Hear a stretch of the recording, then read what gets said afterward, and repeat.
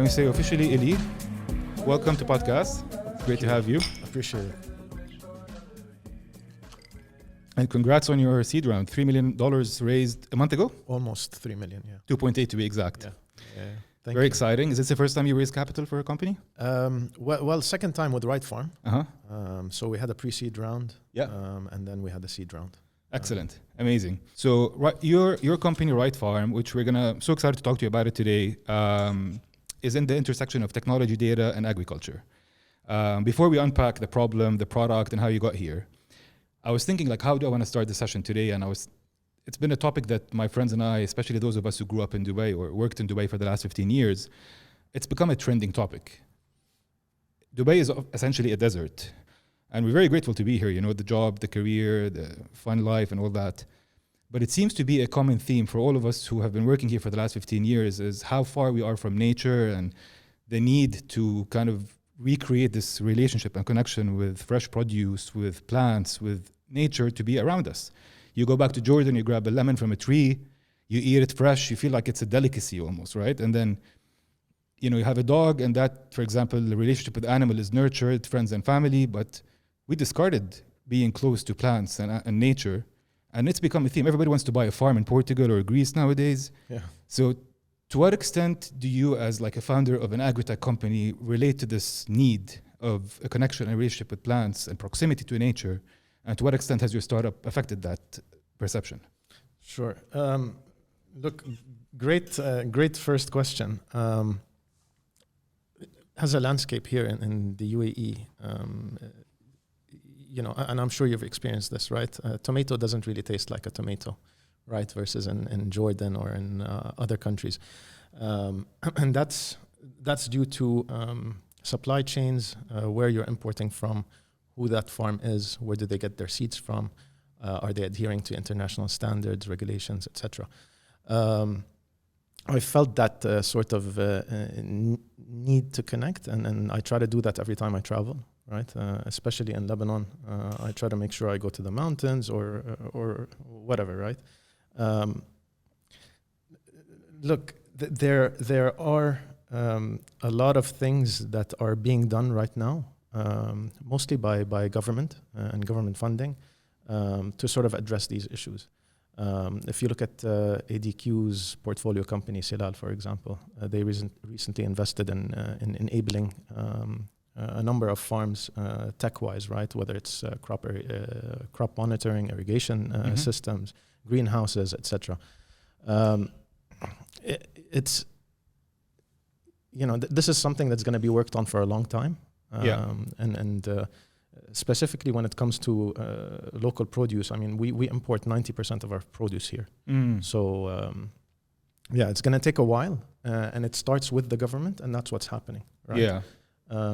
And you're sort of working towards that net zero target. You're working towards sustainability with these agri practices. So it's funny that we piloted in the UAE, but we're here, so we have to pilot here. I mean, regionally, again, also if you want to touch on things like food security, there's a big misconception when it comes to discussions on food security and local production, right? That's a part of it, but that's not the entire story. Yeah. Right.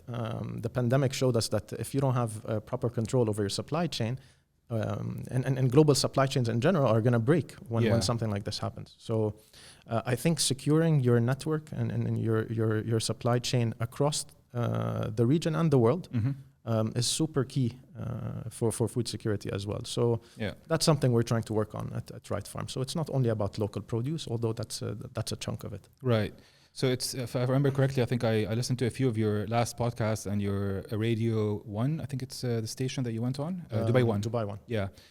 The two problems that I remember you mentioned you're trying to solve with Right Farm was, establishing consistency in the supply chain and sort of what consumers expect in terms of food quality and managing the logistics and the demand and supply aspect of things. And the second one is to increase the fresh produce locally as opposed to importing 90-95%, as you're saying, right? Yeah. So how does Right Farm, maybe you can tell us a little bit about the product and the problem and how you guys do it. Sure. When we started, we had two paths for Right Farm, and it could have went either way. But then with the field work that we did and the research that we did, we decided to go the way we did. Yeah.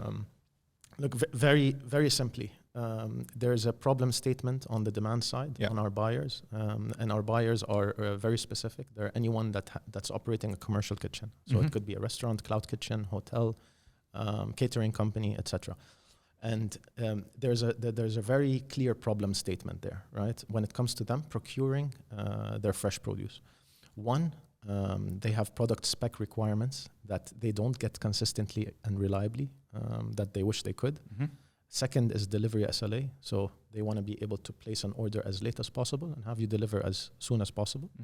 Third is access to financing. And this is sort of the micro-lending fintech play that Right Farm is working on. So very clear problem statements across the entire segment. Doesn't matter if you're a mom and pop shop. Doesn't matter if you're a Kitopi. Right? Yeah. You face those same challenges. So we ran with that and we said, hey, clear problem that we can address. How do we address it with the business model that we came up with, right? And this is not something we've invented. No, it's tried and tested because these challenges are global challenges, right? In Colombia, these challenges exist. In Africa, in Kenya, in Indonesia, in India, in Europe, etc. So the interesting part about working in this space is we're combining two things that are very ripe for disruption, right? One is supply chain. So inherently, supply chains are inefficient and messy, right? And two is agriculture. Agriculture has been there for since the beginning of time, right? Or since early civilizations. Post hunter-gatherer societies, right? And so there hasn't been much innovation in this space. And now things are becoming super attractive for people coming in and sort of disrupting and working on enabling agriculture via technology, etc. So once you combine those two together, you have a host of issues and challenges that you can address. And that's what we're doing at Right Farm. Essentially, what we do is connect farms to our demand network, right? Yeah. So we procure from farms, whether local, regional, or global farms, and we sell to food service businesses. Right. That's it in simple terms, right? Yeah. But you optimize it, right? Yeah, exactly. So tech comes in, operational excellence comes in, and you try to optimize as much as you can. That plays into optimizing on from a demand perspective, optimizing from a supply perspective, and then optimizing your unit economics as a result. So ultimately, if I'm a restaurant, for example, in Dubai, what I get by using Right Farm is if my customers are expecting a certain quality of mangoes or avocado, whatever it might be, they're going to get that consistently, and they're not going to have a problem with the good mango is not here yet because that takes time to ship from the right place. And it's, I guess, the sustainability aspect is a clear part of your mission as well. Before you, Yazan, the chef is our first stakeholder. Okay. And then the business manager, be it a procurement manager or whoever places an order for the restaurant, is our second stakeholder. Right. So first you need to please the chef. Because the chef knows what the customers want as well, right? Yeah, not only that, the chef is buying fresh produce for a specific use case, right? I'm a poke place. I'm buying mango because I want to make a poke bowl with mangoes in it, right? I'm an Indian restaurant. I'm buying mango for a lassi. Wow, right? Different use cases. So different use case means different type of mango. So it's not only about quality. Again, this is sort of a misconception because whenever I talk about Right Farm, they say, "Oh, so you give quality fresh produce, right?" No, it's not. No, an Indian restaurant ordering tomatoes is not looking for quality tomato. He's looking for a tomato for his curry use case, which has a certain flavor, maybe. Exactly, yeah. And it could be a not bad quality, but it could be a subpar quality tomato. Yeah, that's a certain size. Certain level of ripeness that's perfect for their use case. Right. Yeah, right? That makes a lot of sense. Yeah. So it's interesting because it's easy to say I work with fresh produce because your sort of idea of fresh produce is you going to the supermarket, going to the rack of bananas and buying a few bananas, Yeah. right? But what you don't realize is that if you're operating a commercial kitchen, no banana is the same. Yeah. Right? Yeah. I might use this banana for this dish, but I might use a totally different banana for another dish. Right.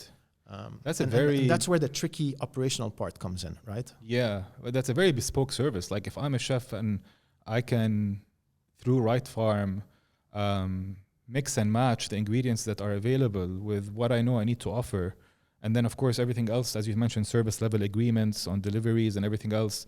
That's an interesting way to holistically capture the problem. I think you're trying to do. And I guess while you're at it, since you are solving the problem for these stakeholders, you might as well understand all the other pain points they have so that you can tackle them while you're at it, because you have that kind of vantage point that allows you to tackle all those things together. Absolutely. So ultimately, we want to make it as seamless and as thoughtless and super easy for a chef or a business manager to order fresh produce for their kitchen. Right? Listen, I love the problem. I love the product. I mean, I haven't yet experienced it because I'm a consumer. I'm not a business, but I like the idea that if I was to have a restaurant or a food outlet, that part of my business is solved or mostly solved using Right Farm. But how did you come up with the idea? I guess. Yazan, sorry, just on that point. No, please. That's you as a restaurant owner, right? Right. Can you imagine, put yourself in the chef's shoes. The chef's core job is to cook. Now he can just cook. He doesn't want to have to worry about, am I going to receive that mango that I need today, or am I going to get a different type of mango that I'm not going to be able to use, right? Yeah. And the chef is involved in that ordering process, right? So you need to make it as, I wouldn't say enjoyable, but as easy and as get it out of the way quickly so they can do their job. So they can do their focus on their core work. Yeah. That's amazing. I mean, it's great to think that a chef can now do what a chef needs to do, and the customer gets his food. The restaurant owner is happy. You guys make some money as well. Everybody wins. So it's a great win-win situation. I always wonder. So I've started my second company. My first tech company was in New York, and I have a bunch of friends. A lot of them are guests on the show. On what makes us get to work and tackle a problem as an entrepreneur and start a company, which takes a lot of dedication. Different answers, right? Some people are finding a big commercial opportunity, a big problem that needs to be solved. It doesn't matter in which industry it is. It could be in toilets, it could be in garbage, waste management, whatever it is. There's money to be made, the big problem to solve, let's go ahead and do it. Others are more interested in the impact and the problem they solve, even if it might be more painful and harder to tackle. In many cases, it might be a mix of both those things, and actually more often than not, it is a mix of those things.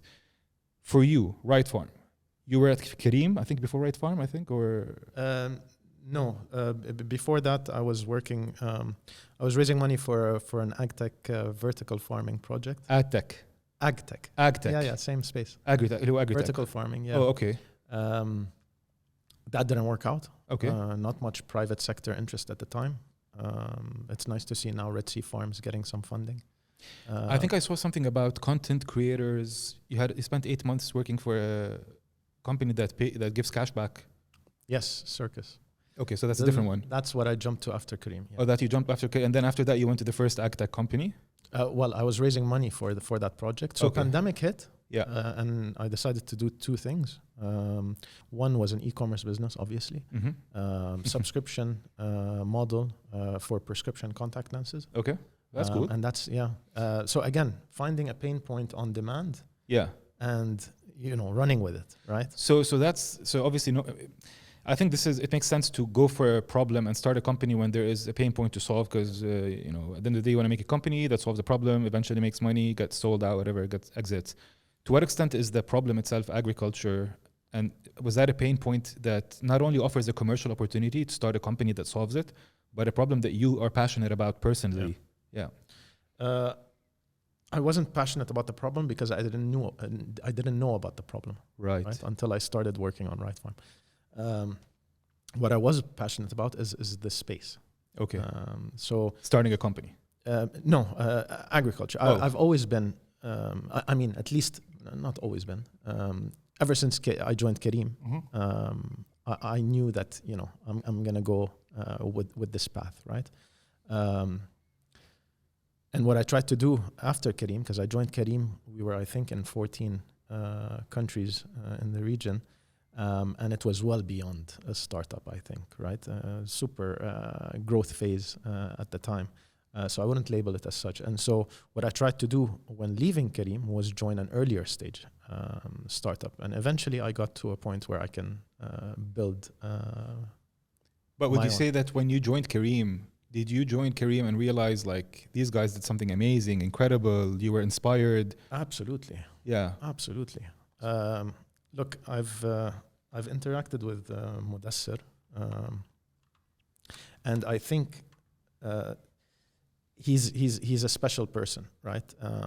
You don't get too many Mudassirs, during your lifetime, I think. A lot of people say that, yeah. Yeah. So he's inspiring. The way they ran Kareem, at least on my watch, was very inspiring. Everyone felt like they were an owner. Everyone felt like they were doing something that, again, going back to the impact situation. So, I owe my experience at Kareem to where I am today, no doubt about it. Interesting. Yeah. And so you go to Kareem. At that point, you're just like, I guess, growing through your career. Then you realize, all right, starting a company I'm inspired to start a company because Kareem was that success story. And then at the same time, you were passionate about solving a problem in agriculture. Yeah, let me tell you where my passion comes from. How did you get into agriculture specifically? Yeah. So I'm from a village in the mountains in Lebanon, right? And I guess similar to a lot of Lebanese people that are expats, summers during when we were in school, we would take the next flight after the final day of school to Lebanon. And so I interacted a lot with my grandparents at the time. And they used to, I wouldn't say farm, but plant whatever, fruits, vegetables, etc. In their backyard. And I don't know what it is, again, going back to that point on feeling like you're in nature and longing for that. So I found it very meditational. Is that a word? Meditative. Meditative. Okay, thank you.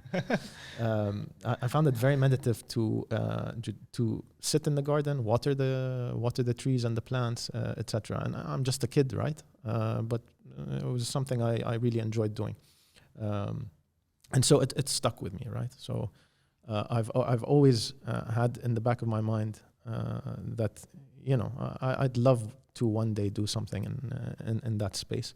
And we tried with the vertical farming project.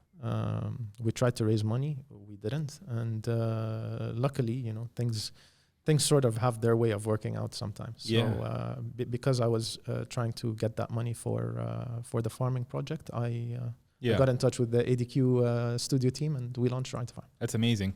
All right, so for anybody that's learning for the first time about what vertical farming is, and perhaps you can tell us a little bit about not just vertical farming, but what is being done in general in the UAE aside of vertical farming, some of the trends or other solutions that are being adopted in order to create a sustainable environment in the UAE to create fresh produce. So I'm actually ignorant myself on that topic, so school me a little bit. So you have different types of farming. One, your traditional soil, sun-based farming. And then you get into still traditional, so soil-based, but greenhouse, which you're probably very familiar with. Yeah. You see them everywhere, especially in Lebanon and Jordan. Yes. And then enter hydroponics, right? And you may have heard about hydroponics back in the day for some types of plants. But you can also grow fruits and vegetables hydroponically, right? So hydroponics is essentially replacing the soil with a water medium, right? So no soil, instead water.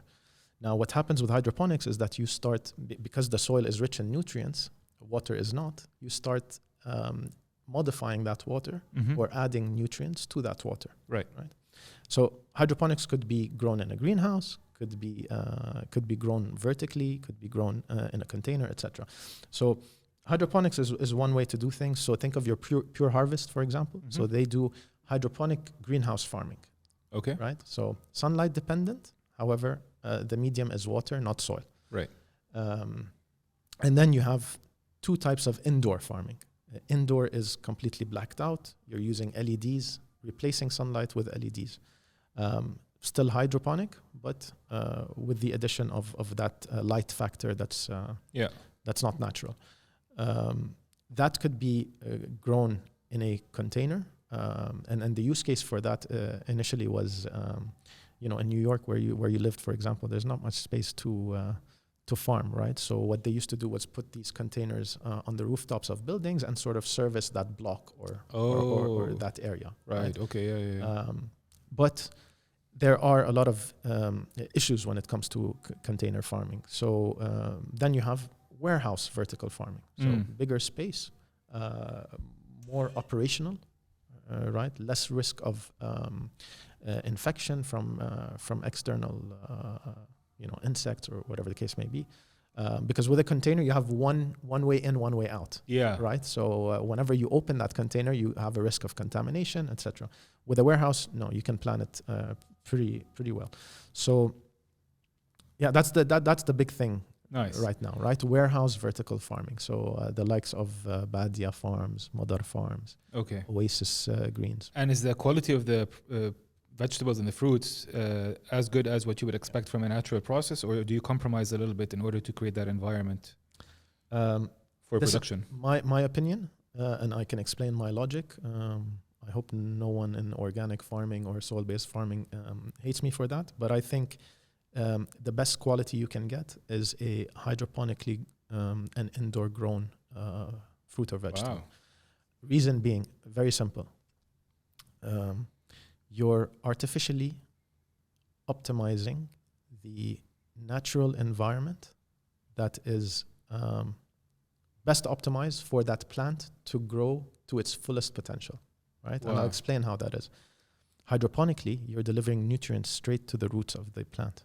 So the plant does not spend any energy on it growing its roots and finding the nutrients it needs versus soil-based farming, right?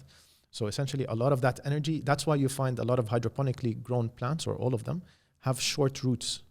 They have evolved. Like they evolved to not need to be... That's crazy. Yeah, I wouldn't call it evolution. I would just say that there is no need for that energy spend on expanding. I mean, the same roots. way we lost our tails as human beings. I mean, if to the extent that we had tails, I don't know. We can debate evolution all day, but let's say we did. But I mean, we don't. We found no use case. Well, we have as'us now, right? I mean, exactly. So the idea is that you lose the things that you don't need, and so it's interesting that you say that plants have certain characteristics that they require to absorb nutrients and so on. The moment you put them in an environment where these things are abundantly provided to them, there's no need for it to spend energy on it. If you want to go really psychedelic, the entire body of a human being is not needed. The energy, the soul, the spirit, for those who, taking a little bit of a tangent outside of the topic, a lot of the kind of new age woo-woo types will tell you the body is just there because you need to actually move around and walk yourself from point A to point B, but anyway, we might be taking a really big tangent. No, let's go. I don't know much about it. I just know that the entire kind of like the things that you have as fingers, as hands, as even your body are only there because you actually need it to survive and to cope. And so clearly with plants, it looks like it's the same thing. And that's fascinating. I would not think that the plants would lose certain physical characteristics the moment they can trust that the environment that you're putting them in will be continuously the same, enough for them to become efficient in their physical space. That's actually fascinating. Yeah, it is. Yeah, it is. It's very interesting. Right? Yeah. So that's one angle, and then the other angle is you're controlling the light, right? So you know exactly what a strawberry needs in terms of green light, red light ratio for it to be growing optimally, right? So you're just replacing that sunlight and that extra sort of noise that's coming from sunlight, and then the plant has to sort of figure its way to absorb the green and the red by doing it artificially with LEDs. Yeah. Right? Now, some people are going to tell you, man, this is artificial. It's not organic. Well, it is organic actually. Yeah. In some countries, I forget the mix because it's Europe considers this organic, US and here they don't. I'm not sure which way it is, but it's debatable. To me, this is better than organic. What's the definition of? Is there like a universal definition for organic that is not debatable? That is objectively the definition? Because so organic is essentially growing naturally without the use of pesticides, preservatives, etc. So the reason why Europe or the US might have its disagreement on the definition of this particular process, if it's organic or not, would be because they are doing something that is not considered organic? Honestly, I have no idea. Okay. I have no clue. But it's again, it's better than organic. Right? Since you're talking about, look, I'm gonna apologize to all the organic farms out there. Organic farming is a very sustainable and very healthy approach to farming. That there's no debate there. This is just a personal opinion. Yeah. Again, I was heavily invested in sort of this business model. So you can have some say bias. I'm a bit biased as well. But that's interesting. What I would recommend, Yazan, because you find this interesting. Yeah. Well, now is not the season, but next winter, if you're here, please visit Emirates Biofarm. I can't believe I glitch. Emirates Biofarm. Yazan, it's run by a guy called Yazan. Oh, is that right? Family Jordanian? Syrian, I think. Syrian, fair enough. Super nice guy. Amazing stuff that they're doing there. They've been there for the longest time. It's a family business, started with his dad. Very, very cool place. You can do a tour of the farm. You can have lunch there. I'll tell you something. When I don't have much experience tasting and comparing fruits and vegetables that are grown in indoor compared to organic. But it's a big, especially in the cannabis industry, indoor grown marijuana is superior to not indoor grown marijuana. If you go to Amsterdam and you try some of the indoor marijuana there and you compare it to regular, you can already tell how much stronger it is, how much more potent it is. And cannabis industry is becoming more commercial and legalized around the world. So I would not, I kind of believe how this environment that's an interesting take on, okay. So that's essentially the difference, right? You're optimizing that environment for that plant to grow at its to its full potential. That's it. Absolutely. But what I like about this topic is, it's amazing how you have a lot of controversies and a lot of controversies and debates around certain topics in the food and health and nutrition theme, right? So veganism versus, or let's say vegans versus carnivores. I'm a big carnivore. I feel better when I eat meat and chicken and I don't eat, maybe that's just subjective, but parking this topic aside, you might come back to it. Clearly, it seems there's another. I was vegan for 3 years. And you're back to being a carnivore, or like a omnivore, I guess. You eat both. Yeah. Okay, so we'll come back to that for sure, because that's. But what I love about this kind of the fact that in the food and the health and nutrition space, there are a lot of sensitive controversies that that you almost had to say, like, I apologize for everybody who's in the organic farming. Yeah. What are some of the other fads or some of the other debates that seem to be divisive in the world of agriculture and food? So one is this thing about organic versus indoor. Do you find that there's another topic that people seem to be divided on?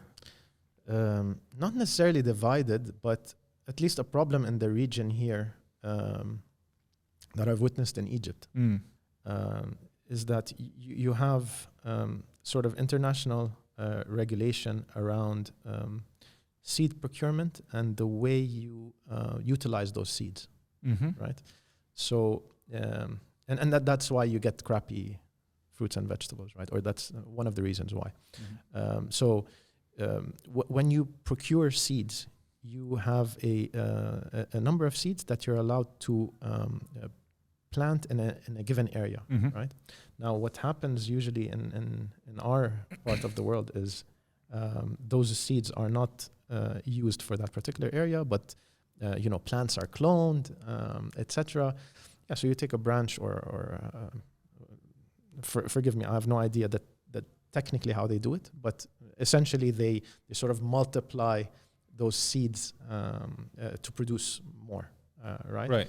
And that sort of takes away from the nutrients in the plant, that sort of takes away from the taste, etc. The problem with that is you can't export that production, right? So you end up dumping it in the local market. And that's something that people in Egypt are complaining about and are gaining more knowledge about, right? So when you say dumping it, you mean like actually throwing it away to no. Sorry. So offloading it into the market. Okay. So selling it locally. Yeah. for whatever reason, there's no oversight. I have no clue. It's like the equivalent of but the you GM. can't export it. Right. It's equivalent of like genetically modified organisms, like where you give a chicken an injection and it becomes 10 times its size. So this is the equivalent for seeds, let's say, a way to increase yield at a low cost. Sure, not as technical as that. Yeah. But yeah. Same kind of objective. Yeah. The other thing that I'm so far away from the world of agriculture and food that I'm learning stories. Earlier, before you showed up, I was talking to Georgia, my fiance, about like, what would you ask Elie? Like, I gave her a bit of introduction about you, right? And she told me something about what happens in Greece that blew my mind. Okay. Which is, and I'd love to get your opinion on it in terms of the pricing of local produce versus import, right? So she said in Greece, I think if I'm not mistaken, she's saying that local produce is more expensive because the local producers they actually throw away part of the yield in order to create a price, to increase the price of the product, basically.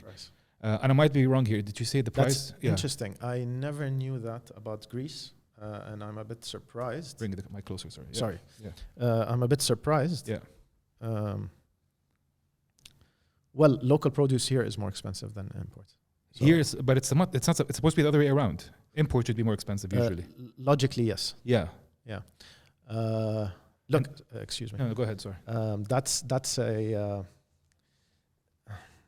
mainly that's a regulatory issue, and that's not on me, you, Right Farm to really do something about. Right, it should start from the top. So it's mainly regulation. Can you elaborate? Are you able to? Or sure. Very very simply, if you wanna encourage local farming, like they do in Europe, for example. That's why I'm very surprised about Greece. So you put a big tax on imported produce. Yeah, and I think they do that. I think despite the fact that they do that, I think some of the local farmers, if I'm not mistaken, again I might be paraphrasing here because she mentioned to me, I think despite the taxes which make the technically the imported produce more expensive. Yeah, I think they still need to increase the price somehow by dumping the product, but actually getting rid of it. That's crazy. Yeah, that's crazy. I can talk to you about wastage all day. Well, go for it with examples and. Yeah, please. I mean, isn't it part of your mission as well, like waste management? So please go ahead. So we have a big sustainability angle, and that's the beauty about Right Farm's model. We essentially, when the produce leaves the farm, Right Farm starts touching the produce, right? And so you have a lot of ways that you can tackle sustainability along that value chain. Mm-hmm. What we thought about doing, and I'll give you a nice story for this. When we first started working on Right Farm, I went to visit a big farm here. And we were walking through the farm, and I saw a big pile of marrow, kusa, chucked. And it was July, peak summer, midday, and it was just chucked there. So I asked the gentleman I was with, what's the deal with those marrows? And he said, those are waste. I said, okay, fine. And I was curious, so I went over to that pile of marrow, and I saw nothing wrong with the marrow. Absolutely nothing. So I asked, what's wrong with the marrow? Why are they being wasted? He grabbed the marrow, a piece, and he put it, 10 centimeters away from my eye. And he said, look, if you look closely, the picker that was harvesting forgot to wear gloves. So his fingernails scratched the marrow, and I can't sell it. So I said, you're wasting all this marrow, perfectly fine, perfectly nutritious. Unless you really look at it, you're never going to see that small scratch from a fingernail. You're throwing this away. He said, yeah. So first line of defense when it comes to food wastage for us is prevention. Okay. So we said, okay, no, you're not throwing this away. You're going to sell it to us at a fraction of the price. We can actually make use of it. Exactly. And then here comes the use case, right? Hey, restaurant, smoothie restaurant, right? Marrow smoothie it's not going to work, but carrot. Let's say it's an imperfect carrot. Yeah. It looks weird. It looks like a tomato. Yeah. Right? Smoothie place doesn't care. His use case is chucking it in the blender and Yes. doing a smoothie. Is it nutritious? Absolutely. Everything stands. It's just the shape is deformed, Right. right? So you're going to sell it to us at a fraction of the cost, and we're going to sell it at a fraction of the price. So that's how you start. And then you're going to end up with your supply chain, with your operation, you're going to end up wasting. The restaurant is going to end up wasting maybe by over forecasting their order and then having waste at the end of the day that they can't store. Right. So this is where we've partnered with 2 startups based out of the UAE to do something about our waste, our food waste, and our customer food waste, Right. if they're willing to do something about it. Yeah. So essentially we do 2 things. One, we collect both our waste and our customer waste. We send it off to one of the startups we're working with, and they compost it and they give it back to farms as compost for the soil. Nice. The other one, which is pretty interesting, probably first time you hear this, they take the waste, they harvest black soldier flies and black soldier fly larvae, and they transform that larvae into protein for livestock, and they sell it to livestock farms. All right, hold on, back up. What is a black soldier? Black soldier. Some type of fly. Okay, so they Apparently very nutritious and protein. okay, so they take the food waste and they sorry, start over. Yeah. Yes. Back up. Food waste. Yeah. They turn it into. Creation of black soldier flies. Oh, they create the flies out of the food waste. That doesn't make sense. Joe, how is it done technically? They feed on the waste. Okay, so they have one black soldier fly feeding on the waste, fornicating, like Red Hot Chili Peppers, right? Yeah. All right. So and then larvae. What does larvae mean? Eggs. Oh, okay. Yeah. So they get a bunch of those flies that feed on this waste that then produce more flies. Reproduce, and then these flies themselves become what? So sorry. So the larvae that they produce, their eggs, gets transformed into protein for livestock. Wow. Yeah, it's that's crazy. an amazing way to repurpose waste. I'm not going to say recycle, repurpose. I mean, so you take food waste, you get this black soldier fly that eats that waste, creates eggs. These eggs then become protein for agriculture. For livestock. For livestock. So for livestock, actually, for animals. Wow. Yeah. Amazing. Yeah. And that's a startup in the UAE? Yeah. Incredible. Out of Masdar. We're actually attending their inauguration end of the week with Her Excellency, the Minister of Climate Change and Environment. So this becomes for them, they're trying to, So they're trying to replace what would otherwise be unnatural food for livestock by giving them the food that they would be the best for their growth and for their life and for their quality and all of that, basically, right? Yeah. So it's like a protein shake, right? Speaking of livestock, do you guys do any meat products or just veg and fruits? No. We're focused on fruits and veg for now. Okay. Arguably the most difficult product to handle operationally. Yeah. Given the number of SKUs and the shelf life. Yeah. Of course. And then everything else after that is going to be a walk in the park compared to that. Well, speaking of meat products, you mentioned you used to be vegan and you are no longer. Yes. So both as a consumer. Luckily for my wife, I'm no longer vegan. Yeah, I can imagine if you're vegan and she's not, that's a tough way to have a date night out. Yeah. I had no problem. We're not getting any appetizers to share. Yeah. No, but I mean, of course, not for you, but for her, I can imagine, right? Because you can always. Well, actually, if she's I think she felt bad. Yeah. For me, because I wouldn't have options on the menu. Yeah. That was it. Yeah, fair. I guess she loves me a lot. You can't even have like the eggplant with the cheese. From an Italian, like a Parmigiana Melanzane or whatever that is. The eggplant with the cheese. It's not even vegan, right? Is that your favorite?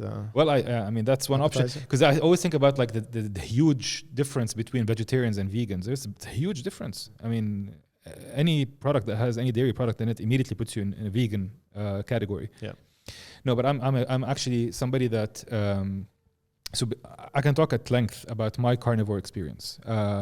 It started by seeing a Joe Rogan episode. Yeah, the Carnivore Diet. The Carnivore Diet. Then a friend of mine came over and told me, like, he was raving about it. He's like, just try it.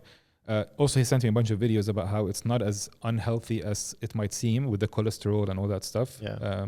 So I looked it up. It turns out it's about triglycerides, which are the VLDLs. If that's low, then your other cholesterols can be high, and it doesn't mean that it's a problem as long as your sugar is low.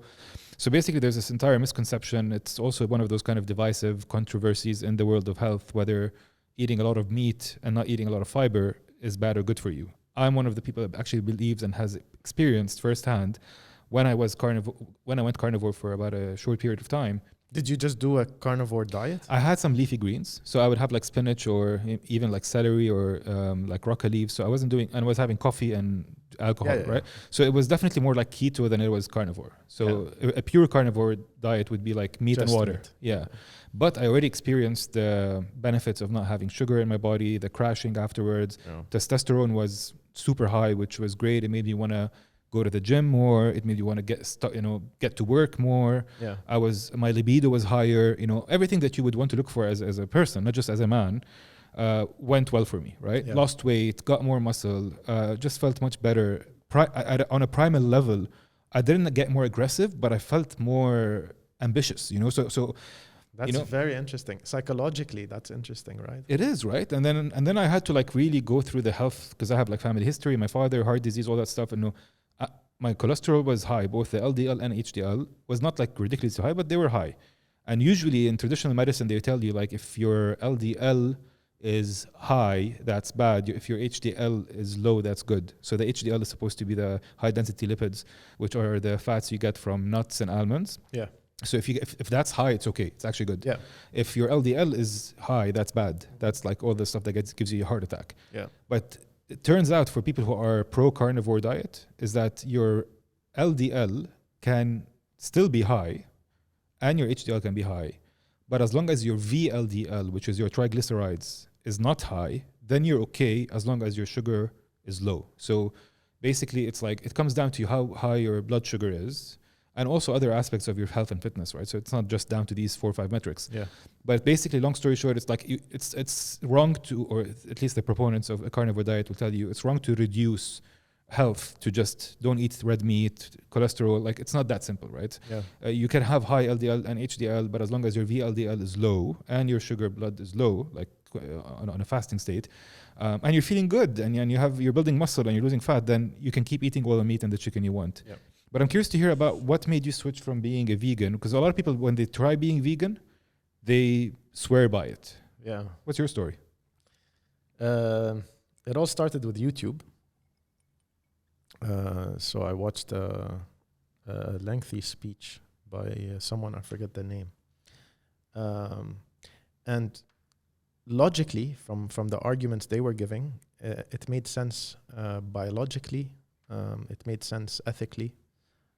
It just made sense overall, right? And we can get into the details if you want. So I thought, let me try this out. And I did, and I felt good. So I continued. Was it Game Changers, the Netflix show? No, it wasn't a Netflix show. It was a speech. Okay. Yeah. Like an hour-long speech. An argument for being vegan, basically. Sure. And it made sense. So I said, okay, this makes sense. Let me try it. And I did for 3 years. My friends hated me. My wife was very uncomfortable. Yeah. But I was feeling good, so it didn't matter. As a vegan. Yeah. Right. Yeah. You're right there. Let's do it. I can get some ice if you want from down. No, I'm good. Thank you. Okay. Yeah. So, yeah, besides the social sort of, I don't know if you can call it stigma, but besides the social sort of impact it had, I was feeling great. So both, you felt better ethically and you also felt better physically and mentally probably. Yeah, to be perfectly honest with you, I wasn't doing it for the ethical reason as much as I was doing it for the biological reason. Well, part of the argument of the YouTube video was that you're going to feel better, and so you did it for that, basically. Yes, overall, you will feel better, and overall, it makes sense because of your biological, I don't know what's the word, biological state as a human. Sure, right? sure. That can be because of your teeth. It could be because of your long intestine. That's only found in omnivores, not carnivores. The way you digest meat versus the way you digest greens. So, yeah, it worked. Now, one thing I forgot, which they said in that speech, which now, come to think of it, is not really a factor of veganism. But at the time, I thought it was. Which was? Vitamin B12. Right. Yeah.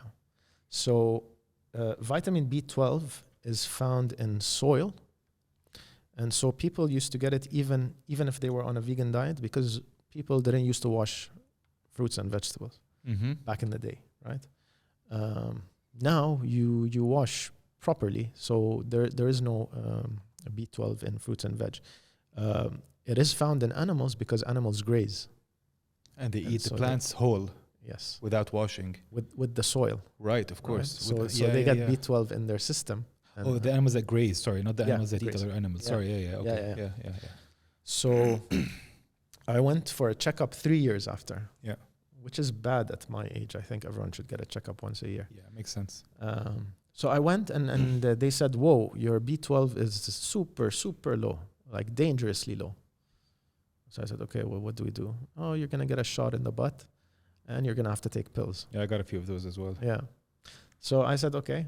And I thought, shit, this guy in the speech said that this was going to happen, right? I should have listened and taken those B12 pills. So then I thought, man, if this is going to make me take pills and get a shot in the butt every now and then I might as well just go back. So you're an omnivore now? Or are you like trying? Sorry, omnivore is... omnivore eats both. Okay, sorry. So herbivore, yes. Herbivore yes, I'm an omnivore now. Yeah, okay. Yeah. Perfect. Yeah. But funny enough, because I just say that now because my wife, who's a big carnivore, raw meat and everything in between. Oh, nice. She has B12 deficiency. Yeah. Severe. Yeah. So I don't think it's down to whether you're vegan. Yeah. So these things, see, it's so hard. The problem with all these... Maybe I should go back to vegan as well. Well, how were you doing in terms of how you felt? I felt great. I was exercising 2 times a day. As a vegan? Yeah. Well, I wasn't an entrepreneur, so I could afford to exercise twice a day. No, but all the sugar and all the carbs you eat and all that didn't give you a crash? I was eating healthy. No, I mean, you can eat healthy and organic and all that, but there's... No, I mean, so you were eating a low carb vegan diet, basically. I don't drink. Okay. I don't eat sugar. Okay. I don't do that stuff anyways. Yeah. So I mean, it's hard to avoid carbs. I'm drinking. Yeah, today is an exception. Yeah. And thanks to your wife who's allowed this today. She's going to be proud. Yeah. And especially if she is a carnivore, if she's a carnivore herself, we should definitely do a double date one time and go out because like we love to eat meat as well. Let's do it. Yeah, 100%. We know all the good, what do they call that? That dish. It's a French one, raw meat, French. Oh, like the the... What do they call it? Tartare. Tartare, of course. Yeah. Thank you, Joe. Yeah. All right, fair enough. All right, cool. So we'll do that. George is Greek, so clearly big on seafood and Mediterranean diet. That's supposed to be the healthiest. It is healthy. You know, you look at, for example, Georgia's parents, like their physique, their well-being. Yeah. Now, it's not just down to their diet, because sure, they have a lot of olive oil, everything's fresh from their garden. Yeah. But also the Mediterranean lifestyle, that's not in this big city, vertical buildings. Like, speak about specifically about Georgia's father, for example, I think he's in his maybe late 60s, if I'm not mistaken, and he looks young as fuck, and he looks like Russell Crowe. He's a good-looking guy in his age, and it turns out he has his vineyard. He goes and picks up the grapes in Greece, in an island outside of Athens, and he does everything A to Z in his age. They move, right? And they're close to nature, and he grabs the grapes and he tastes it, and he gives it to you like dusty grape. Like, I've never had dusty grapes like that. I should wash it. And he's like, no, you eat it like that, So it's all this like. There's something about just keeping it natural that is so priceless that, I mean, it's one of those things that I think we have discarded as I was starting earlier in the episode, as those of us who lived in Dubai, New York, whatever, we nurture human relations, maybe even animal relations, but we just totally discard being close to trees and plants and fresh produce.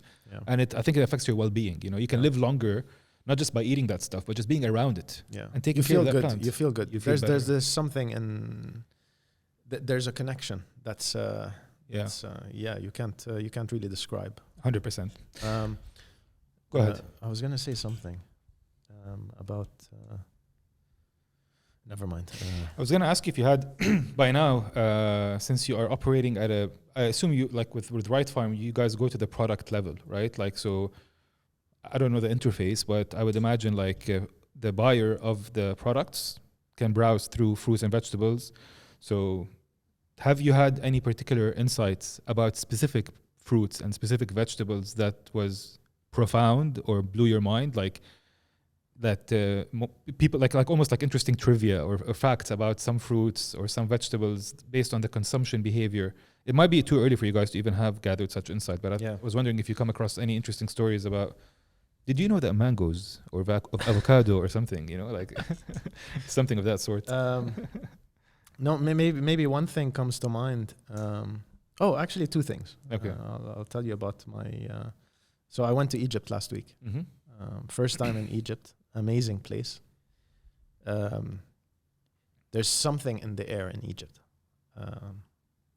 You feel like you're in an ancient land. Yeah. Right. Just something in the air. It's amazing. I loved it. I love Egypt. Yeah. Yeah. I loved it. Despite the traffic. No traffic. Cairo. When's the last time you were there? Like 7 years ago. Okay. Before the revolution and all that stuff, probably. No, not before. Just right around the same time, yeah. So what Egypt going through now, I haven't seen before in my travels or even here. There is so much infrastructure development. It's crazy. Everywhere you look, there's a highway being built. There's a bridge being built. It's insane. Cool. Yeah, it's crazy. So just speaking on the traffic part. Yeah. So this was a supply visit, right? Yeah. So we wanted to, our volumes now allow us to import. And so we were meeting with big farm operators in Egypt to secure some supply for some SKUs there. And one of the people we were meeting wanted to take us out for dinner. So we suggested that we go to an area called Al Hussein, where there's basically downtown Cairo, ancient Cairo. There's a mosque there, beautiful mosque, built in the year 1100 something. Yeah. Right? I forget. I'm the worst at this stuff. I like these things if I'm there, but I don't go seeking them. Right. So I'm not a touristy type of person, but if there's a plan, I'll tag along and I'll find it fascinating. Right. Regardless, I should know the date when that mosque was built.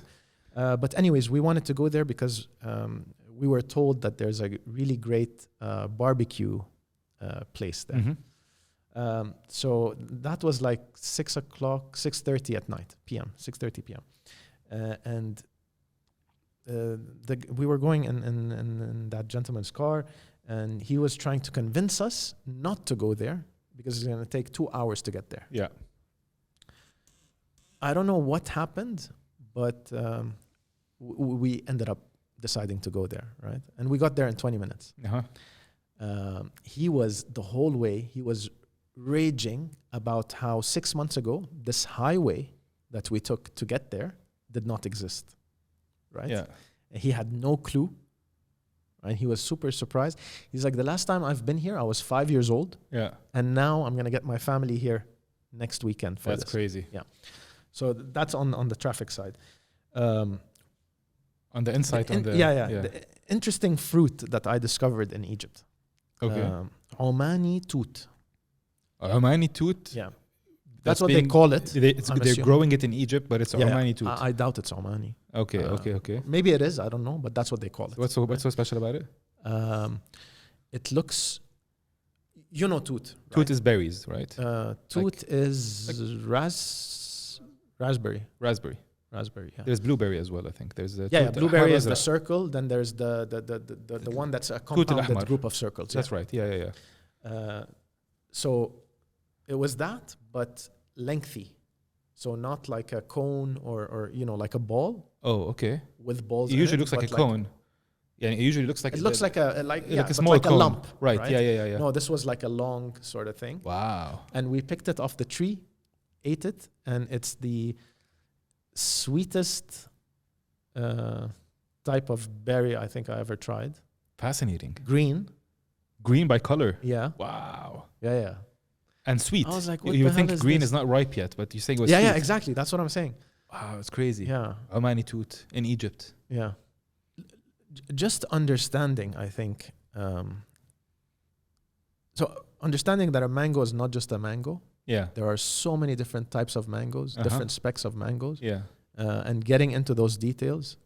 Potato use case for frying is a special type of potato. Right? Whereas what we do as a consumer, we just order potato from whoever platform, and we get a potato and we fry it. Right? Yeah. So you think there's a special type of potato for frying? Absolutely, it's not a thought. There is, and we went looking for that potato in Egypt. So for French fries, you go for this particular potato in Egypt, and then for potato that will be baked. Not only in Egypt, but we were looking for it in Egypt. And what are the characteristics of potato that would make it best for frying? It doesn't go black when you fry it. Wow. Yeah. Wow, fascinating. Yeah. It's a look.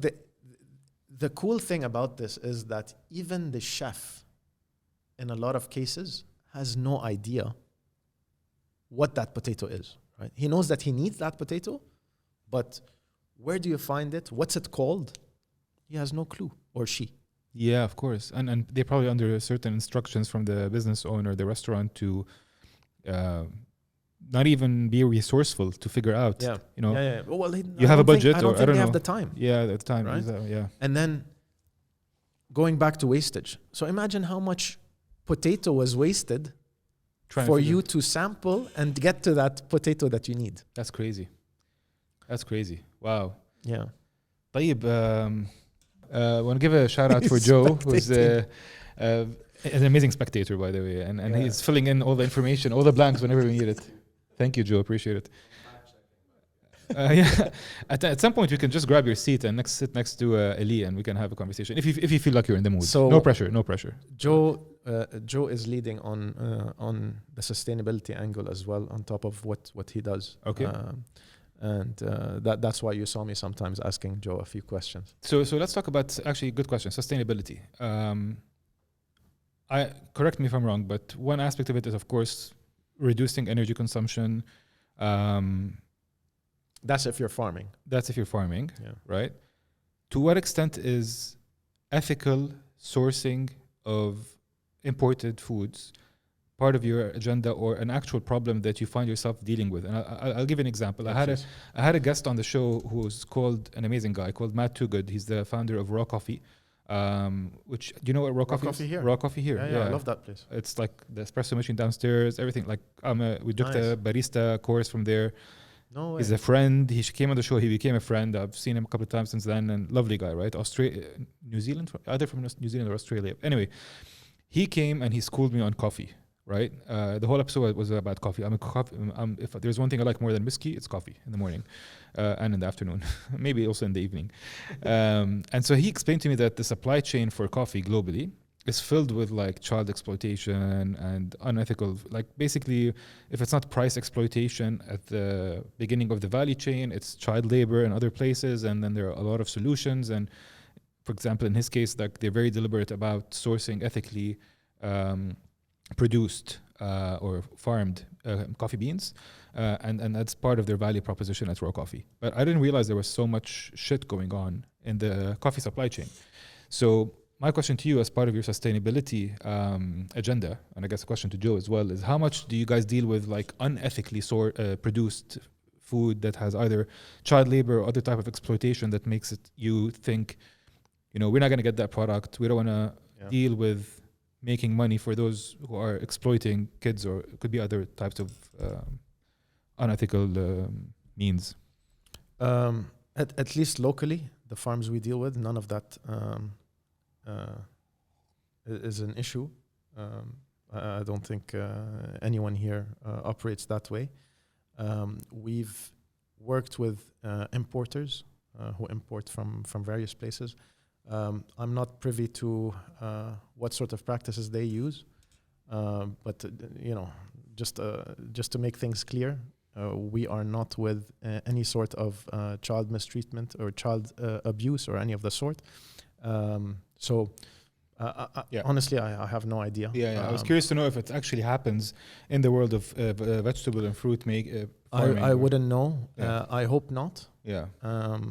And maybe this is a good thing to look into, actually. Yeah, I mean, I came at it completely with I haven't done any research. I was just totally thinking one of the questions. But what else is on this? That's interesting. I guess once we start importing ourselves and dealing with regional and global farms ourselves, then you probably will come across a few cases. Yeah. Well, if we do, then it becomes part of your agenda too. What else is on the sustainability agenda? So energy consumption. What else do you guys feel like you need to always be aware of while you? So again, energy is something that the farms have to deal with. Mm-hmm. What we do is on the prevention side, like I mentioned, on the regenerative sort of approach, where you compost or you give back to farms, and again, trying to source locally as much as you can, if price permits, if use case permits as well. We try to push local versus imported. And that sort of plays into the food miles, reduction in food miles, trying to achieve net zero, etc. We're lucky enough to have at least 25% of our produce sold as local. Which is a testament to how much we try to push local versus the national average. Which is what, 5%? 10%? How much did you say the average? 10%. 10%. Yeah. So, whereas on Right Farm, it's 25%. Yeah. That's amazing. 25% of our produce sold on the platform is... So you've managed to, at least for your customers, to double the amount of local produce as a percentage compared to the national average, because you're doing it, you're picking them out right, you're getting the accessibility part. That's amazing. 100%.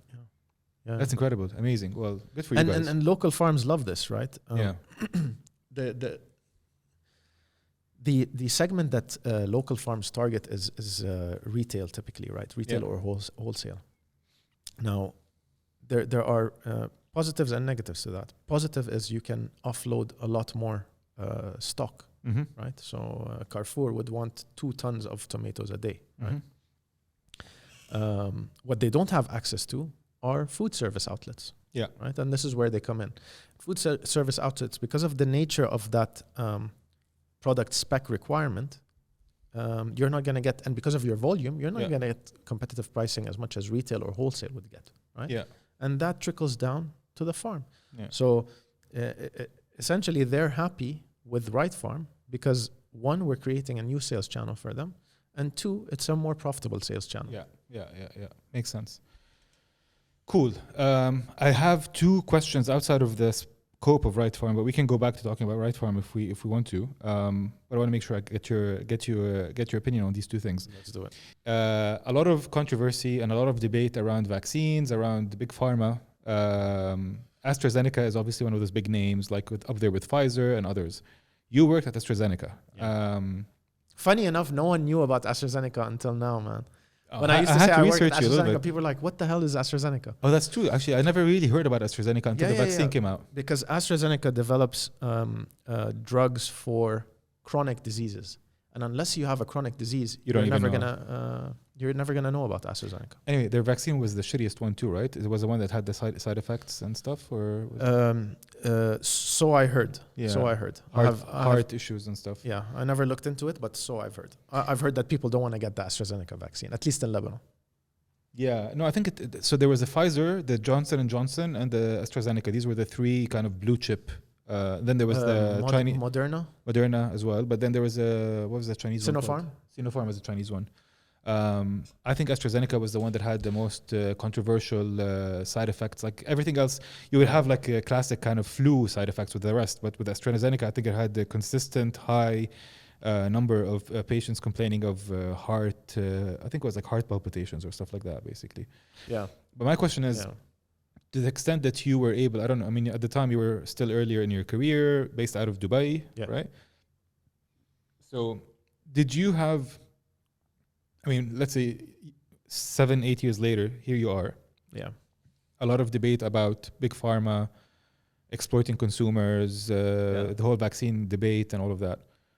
Do you have an opinion on this topic, given that you experienced COVID as an individual, but you also have experienced working in big pharma and may have seen like what it is to run a business on the inside? Do you have like, have you been pulled into conversations to chime in on this topic?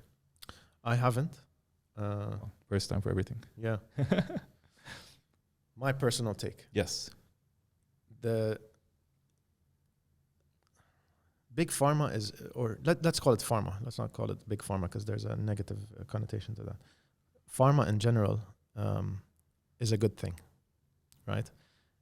If it wasn't for pharmaceuticals, a lot of people wouldn't have an extended life. Sure. Right? And a lot of people would pass away. In my opinion, what the issue is that the system is rigged. Yeah. Right?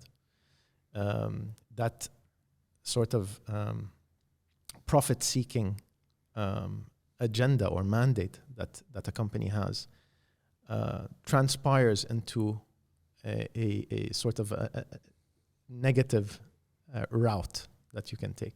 So it's not that pharmaceutical companies are evil. It's capitalism. It's call it whatever you want. It's that quest for profit. Yeah. That makes the system sort of rigged, right?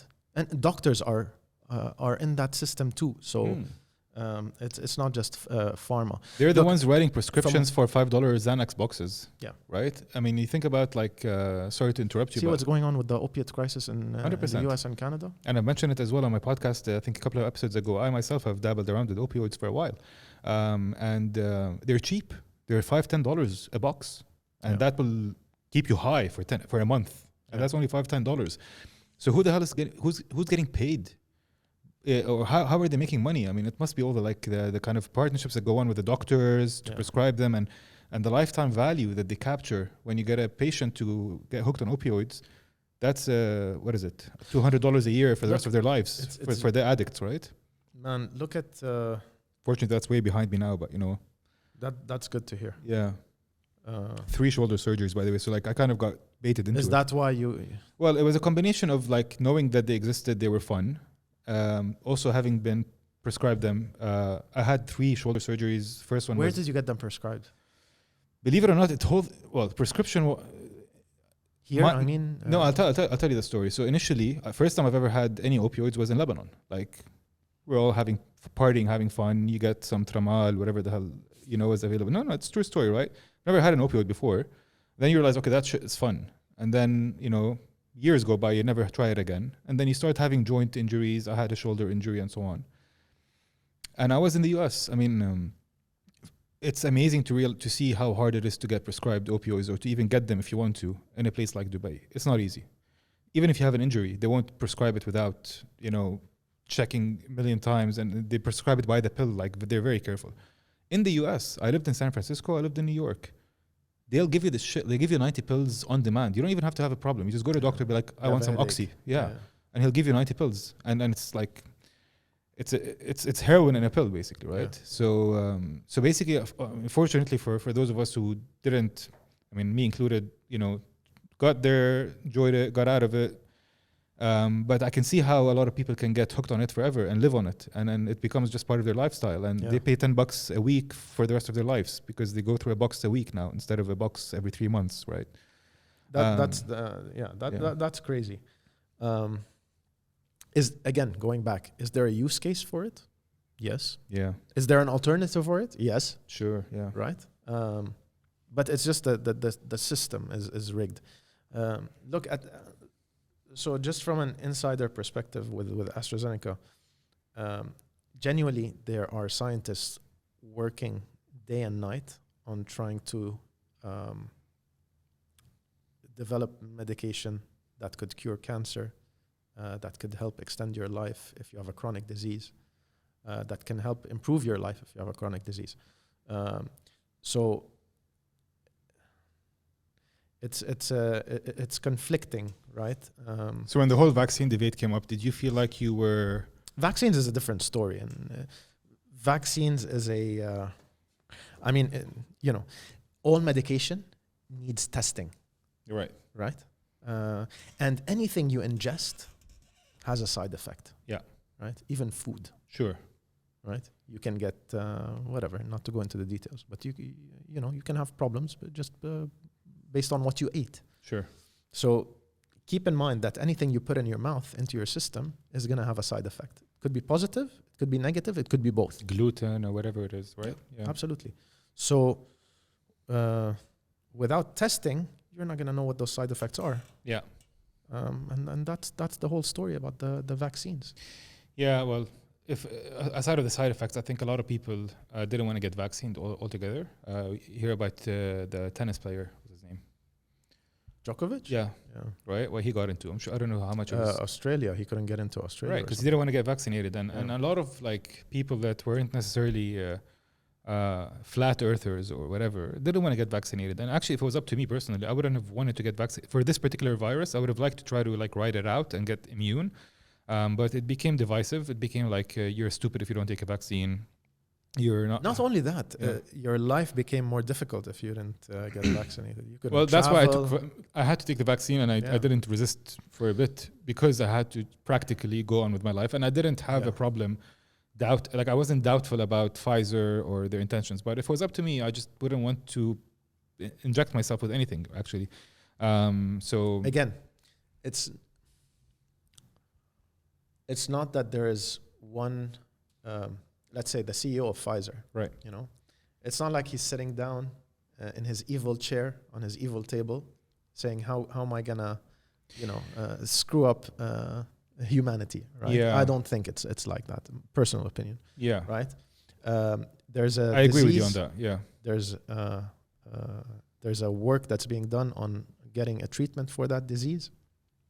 If going back to the system, if the system accepts, I'm gonna sell this product, right? Yeah. Is the intention good?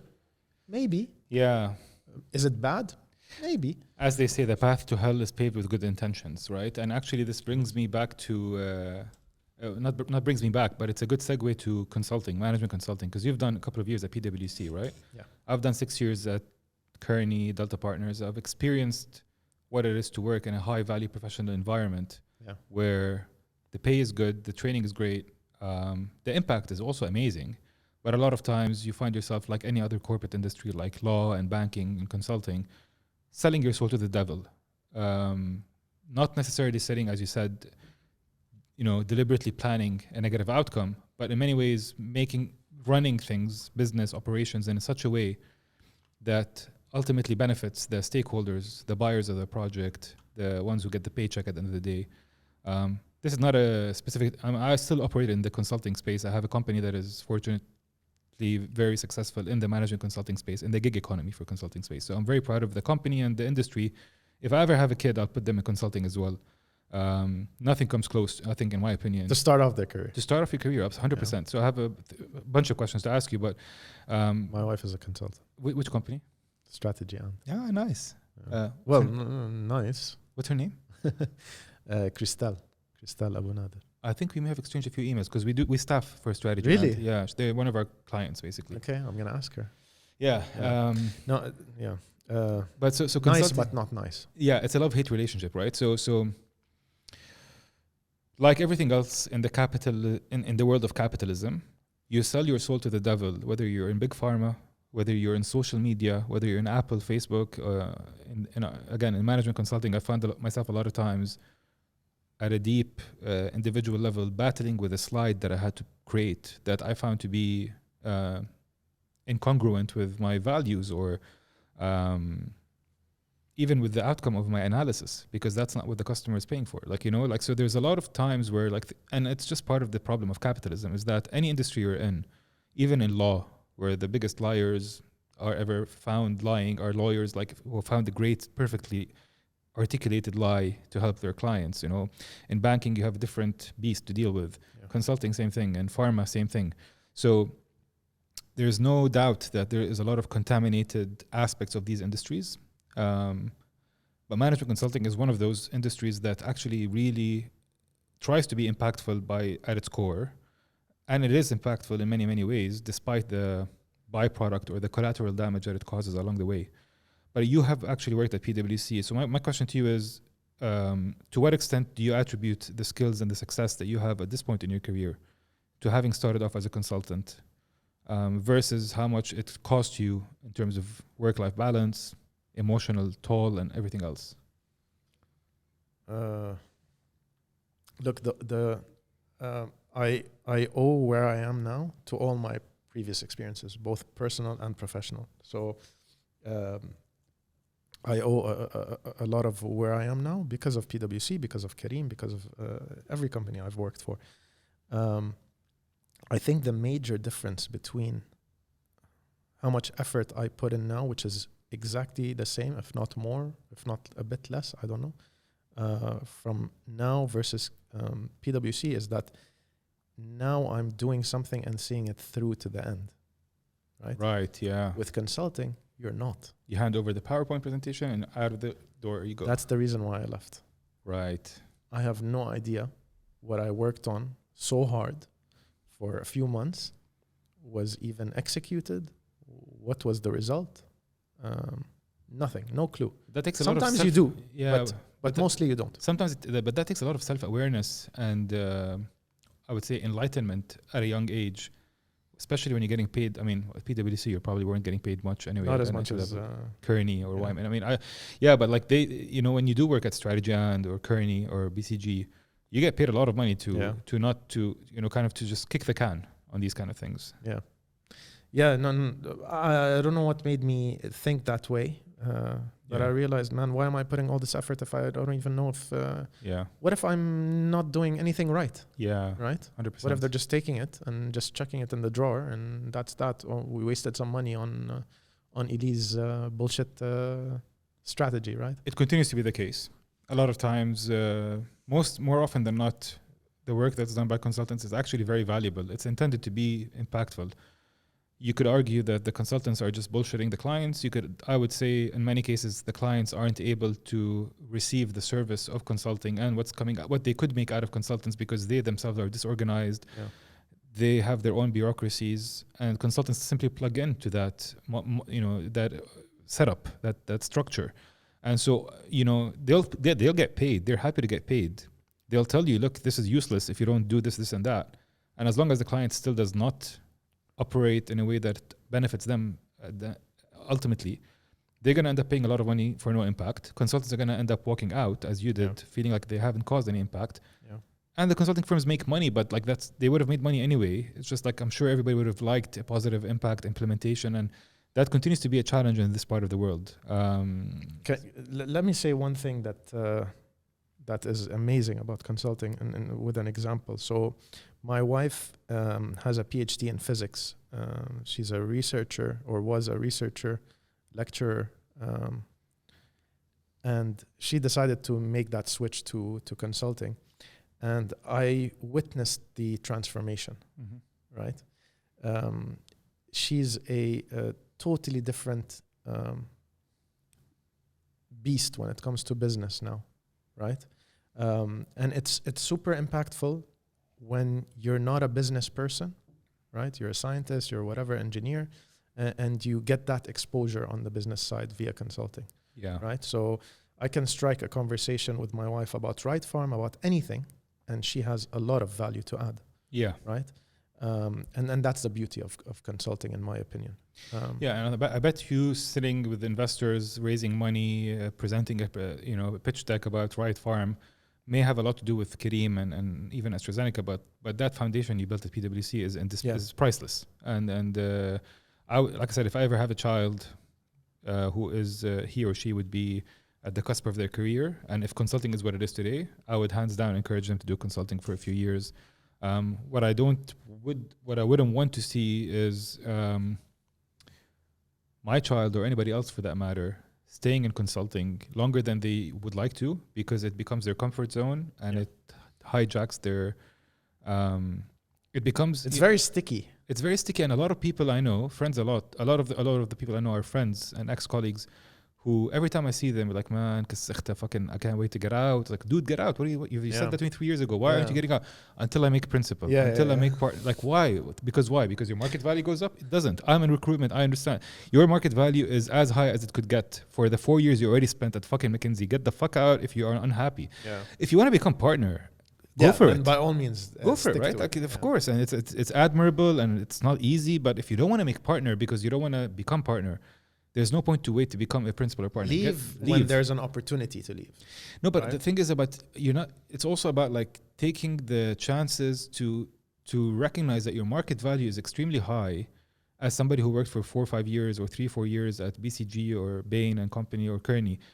The opportunity is not even going to come to you. I mean, we're not saying leave and then look for an opportunity, even though that's not entirely off the shelf either. No, that could be an opportunity, right? The problem is in consulting, you don't have capacity to even look around. You're day in, day out in the office or traveling. How are you going to find an opportunity? Is it going to just like land on your lap? I mean, maybe, but like more often than not, you need to actually have the capacity to think about what you want, who you are as a person. Time is passing by real quick. But again, it's the system that's rigged, right? Yeah. Like, do you need to work as a consultant till 1 a.m., 2 a.m. every night? You don't. It's the system that's rigged. And that's the beauty of the gig economy of consulting, which is where I'm operating. Please tell me about it. Yeah, so it's a lot of like replacing classical consulting the way that it exists today with a bunch of freelancers, like potentially yourself. I did about 5 or 6 years. I actually freelanced myself for a while. So the short version of what I'm talking about is fixed term, short term consulting delivered by freelancers. Got it. So directly like a freelance marketplace. Yeah, it's almost like Upwork for high value consultants. Amazing. Those who make $200,000 with work-life balance. With much more than that, because it's basically them. I'm actually about to make an episode on this whole topic 4 years later in my business. But basically, if you make $200,000 a year doing as an associate as an associate at BCG or McKinsey or one of the top consulting firms, approximately. I don't know what the numbers are exactly. Like different firms pay different amounts, but let's say $200,000 a year as a full-time consultant. You probably get medical insurance for a few $1,000s a year. You get 2 months off. You get actually these are the benefits. A bonus end of year, right? Yeah. If you have these credentials to be an associate at one of those top consulting firms, you could make $500,000 a year. Yeah, that's more than twice your annual salary as a freelancer in today's market, which is extremely high demand for, especially in Saudi and the UAE. So you can have basically the same salary you would make if you were full-time employed, but have half a year off.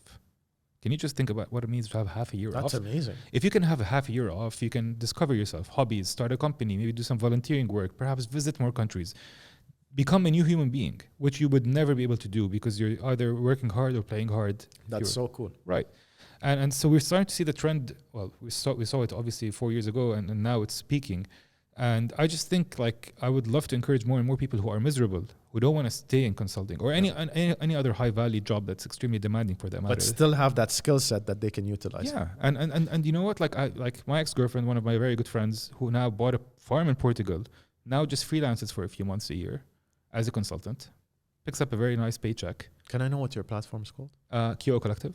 QO Collective. Yeah. The logo is downstairs. But basically, it's an executive search firm. We call it a referral recruitment network because it's very deliberate about referrals. Yeah. But we focus a lot on the freelance consulting space, which also includes other high-value professional services. So not just consulting, but for the most part consulting. And we also place like full-time C-suite roles, like CEOs and adjacent. Yeah.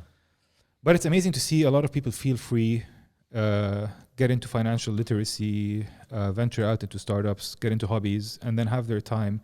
And obviously, it's easy for those people and for us to say it because these are the creme de la creme and the top of the pyramid of the professional services. But the truth is, the case is the same, relatively speaking. Yeah. For the other jobs that are mid-level jobs, if you're a UX designer, if you're a software developer, a freelancer who has enough work, he or she would make more money charging by the hour or by the day if they can keep a long enough stream of jobs and demand coming to them and double their free time and become more human, Yeah. So that's why I'm excited about the space. But that's awesome. Coming from someone who experienced that, and also is experiencing that through my wife. I think that's an awesome initiative, to be honest. Unfortunately, I see my wife on the weekends, right? And I feel bad as well for her that she can't pick up a hobby during the week, and ends up trying to make up for sleep on the weekend. Absolutely. You have any kids? No. Okay. No, That's even tougher then, Well, we can't. Yeah. I don't have time, and she doesn't have time. Yeah, and if you do find yourself with a kid, it gets really tough, right? Like I've seen family, like let's say a male or female consultant in consulting, have a family, and especially when it comes with kids, it's not easy, man. It's already hard as it is, as you're saying, Yeah. But it's kind of part of what that's what I'm saying. It's kind of a little bit of the cost benefit of how much do you want to give away in order to gain some skills and then move on with your life, versus do you get trapped into this comfort zone? But I hope your wife's happy. No. Just a question on that. Do you see this industry sort of shifting towards a work-life balance? I don't even know if it's a regional thing, right? In Europe or in Scandinavia, does McKinsey or BCG have a crappy work-life balance, or not as bad as the region? So you're right. So it is a regional thing. Yeah, and so the reason why the region might have it harder is because the customers are not as savvy as those in Europe and the United States. So, in the sense, in that consultants take on more load doing work in Saudi Arabia than they would if they were to have the same engagement in Europe, because in Europe the clients are utilizing the consultants in a different way than they would here. So a very kind of rudimentary example is that your average client in Saudi Arabia might start off with a scope.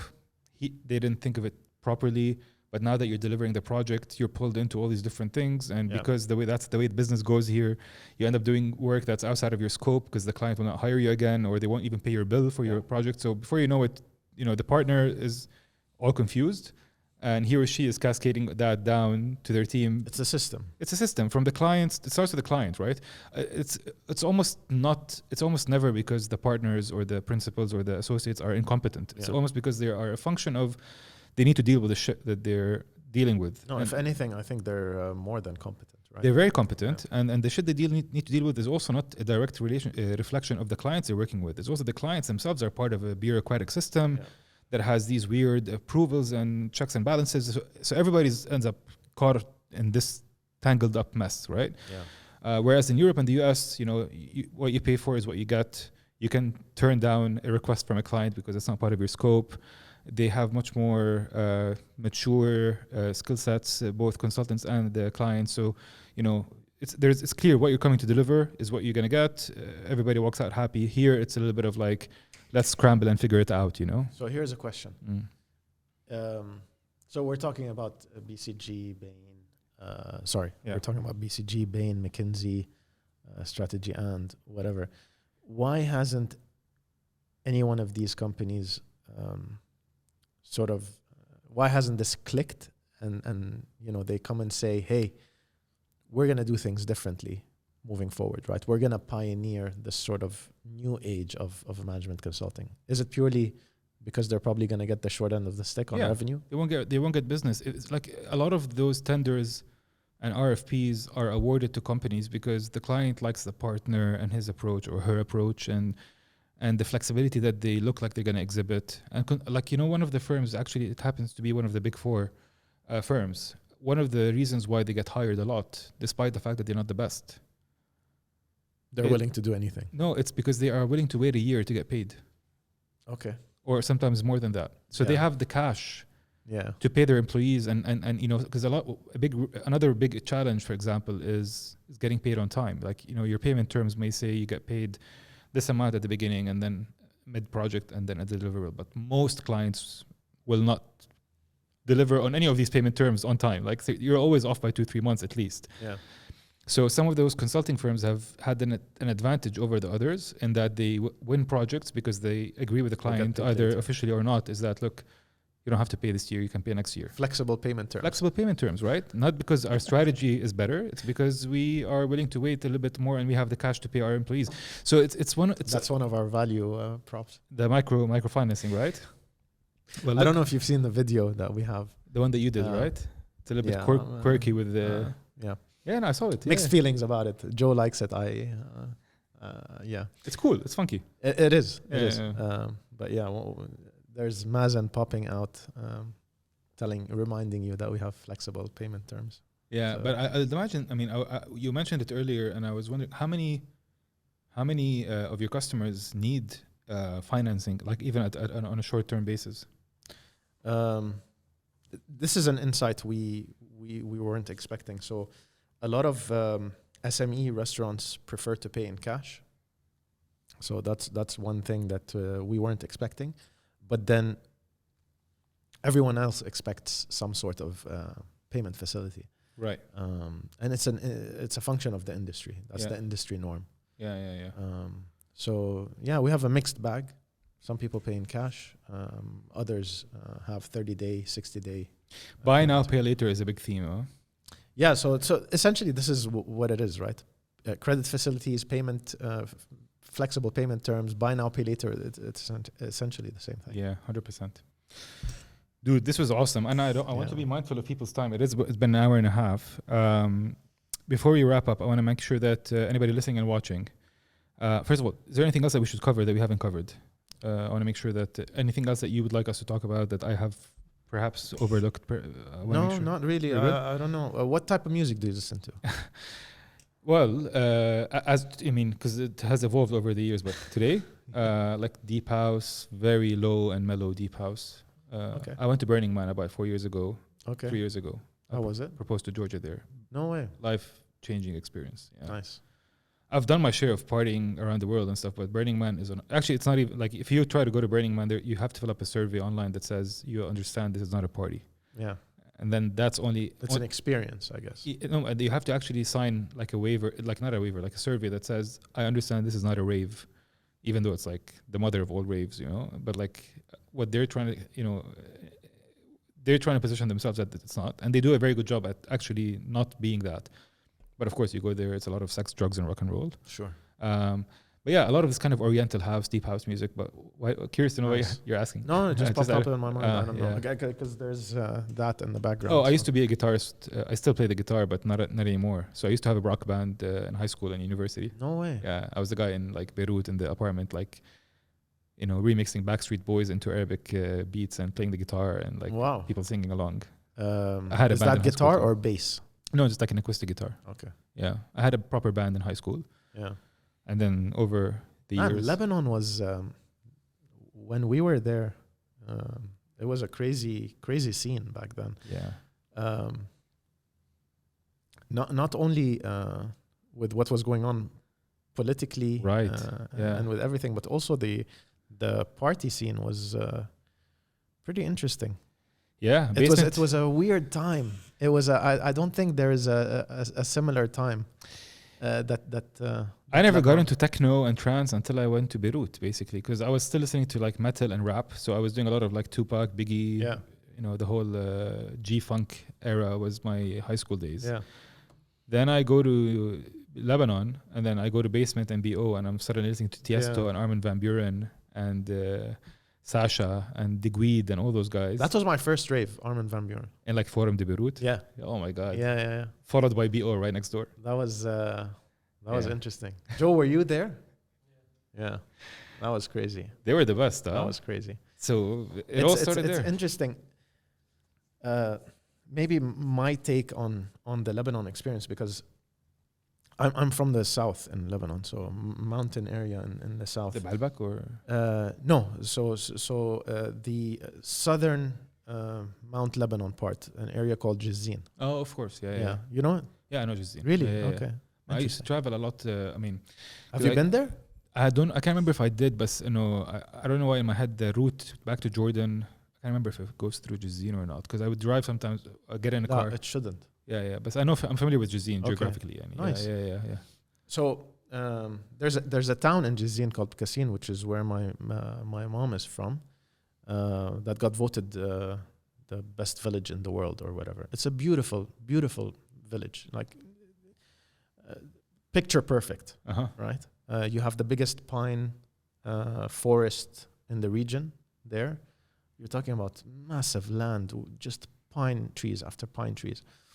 And so that area was occupied by the southern Lebanese army, which is like a proxy army for Israel. Right.